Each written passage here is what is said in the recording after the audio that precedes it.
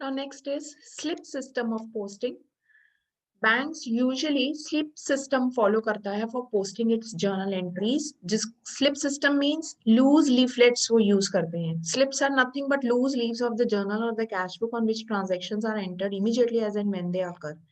As a transaction is recorded in more than one book or register, these slips enables the recording of transactions in different books, registers or ledgers quickly and simultaneously. Now ये purpose क्या है slip system का या loose leaflets? सबसे पहले जब transaction होती है वो लूज लीफलेट्स यानी स्लिप्स पे रिकॉर्ड की जाती हैं, क्योंकि ये रिकॉर्ड बैंक ने बुक्स में भी रखने हैं, अलग अलग रजिस्टर्स भी मेंटेन करने हैं, लेजर्स भी मेंटेन करने हैं, and there are different persons who are appointed जो बुक्स मेंटेन करेगा, रजिस्टर मेंटेन करेगा, लेजर्स मेंटेन करेंगे. तो ये जो लूज पेजेस हैं वो सिंपली उनको पास ऑन कर दिए जाते हैं ताकि इन बुक्स रजिस्टर्स में रिकॉर्ड किया जा सके. In case of a banking company, the important slips जो use होती हैं for recording various transactions, जिससे आगे books maintain होती हैं या register maintain होते हैं या ledger maintain होते हैं, वो होती है pay in slip, withdrawal slip, check, voucher. तो मान लो मैंने अपने अकाउंट में कुछ पैसे जमा करवाने हैं, तो मैं बैंक में जाके पे इन स्लिप मांगूंगी. उस पे इन स्लिप में मैं डिटेल भरूंगी, अमाउंट और साइन करूंगी और अकाउंट नंबर भरूंगी जो मैंने पैसे अपने अकाउंट में जमा कराने हैं. अगर मैंने अपने अकाउंट से पैसे विड्रॉ करने हैं, फिर मैं विड्रॉल स्लिप भरूंगी. अगर मैंने अपने अकाउंट से पेमेंट किसी और को करनी है, फिर मैं चेक भरूंगी. तो ये सारी चीजें कहलाई जाती हैं स्लिप्स. लूज लीफलेट्स हैं यानी स्लिप सिस्टम ऑफ पोस्टिंग है. इन्हीं चेक के हेल्प से, इन्हीं पे इन स्लिप्स की हेल्प से चेक किया जाता है कौन से कस्टमर्स ने कितनी अमाउंट की ट्रांजैक्शंस करी हैं, और वो सारी ट्रांजैक्शंस फिर बुक्स में रिकॉर्ड की जाती हैं. So these slips pass from hand to hand rapidly till the process of recording is over. So when these slips are recorded by one clerk, the same will be passed on to the next clerk. तो advantage क्या है इस system का? सबसे main advantage है it saves the clerical time, cost and effort. Second, quick recording ensure करते हैं. And third, it helps in keeping the accounts up to date. Tally कर सकते हैं, चेक कर सकते हैं. It ensures the smooth flow of the work. लेकिन कुछ ड्रॉबैक भी हैं. अगर ये लूज लीफलेट्स गुम जाएं, मिस अप्रोप्रिएट यानी कोई मिस यूज कर लें या डिस्ट्रॉय हो जाएं, फट जाएं, खराब हो जाएं, तो तब थोड़ी सी प्रॉब्लम आ जाती है. नाउ नेक्स्ट इज बैंक्स अब अकाउंटिंग ईयर कौन सा फॉलो करती हैं? हर बैंक ने अपनी बुक्स क्लोज करनी होती हैं एवरी ईयर 31 मार्च को. तो 1989 से पहले banking companies calendar year follow कर सकती थी, लेकिन इनकम टैक्स एक्ट में अमेंडमेंट हुई है जिसके अकॉर्डिंग अब जो क्लोजिंग ईयर बन गया है, अकाउंटिंग ईयर फॉलो किया जाता है और वो क्लोज होता है 31 मार्च, यानी they follow 1 April to 31 March. Every banking company is required to maintain the annual accounts. That is, they have to prepare the balance sheet as well as profit and loss account.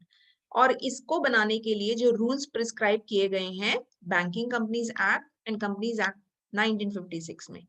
Obviously अगर books maintain हो रही हैं तो वो audit भी करवाई जाती हैं. Balance sheet and profit and loss are required to be audited. अब ये ऑडिट कौन करेगा? चार्टर्ड अकाउंटेंट ऑडिट करेगा, which are appointed under the companies act 1956. His powers, duties, liabilities सब गवर्न की जाती हैं under the companies act. 3 copies of audited balance sheet and profit and loss account along with the auditor's report is filed with Reserve Bank of India. तो bank के ऊपर एक check होता है कि अपनी बुक्स उन्होंने ऑडिट करवानी है, और इसकी 3 कॉपीज प्रॉफिट एंड लॉस की भी और बैलेंस शीट की 3 महीने के अंदर अंदर, जैसे ही अकाउंटिंग ईयर एक खत्म होता है 31 मार्च को, उसके 3 महीने के अंदर अंदर, मार्च के बाद अप्रैल, मई, जून, तो 3 महीने के अंदर अंदर आरबीआई को जमा करवानी होती है. नाउ नेक्स्ट कुछ इंपॉर्टेंट टर्म्स हैं जो बैंकिंग कंपनी के रिलेटेड पता होनी जरूरी है. Share capital you have already done. Share capital किसे कहते हैं? नाउ ये जो टर्म्स हैं, statutory reserve, cash reserve ratio, brokerage, statutory liquidity ratios, ये सारी terms difference CRR and SLR में. ये डिफरेंस जो है इसके लिए I will send you a video WhatsApp पे. I will send you the video. एक बार ही सबने वो देखनी है, उसके बाद we will discuss this topic. अभी के लिए सिर्फ इतना कि कमीशन और ब्रोकरेज क्या होती है. banking company cannot pay commission, brokerage, discount or remuneration in any form or issue of shares exceeding 2.5% of the paid up value of the shares.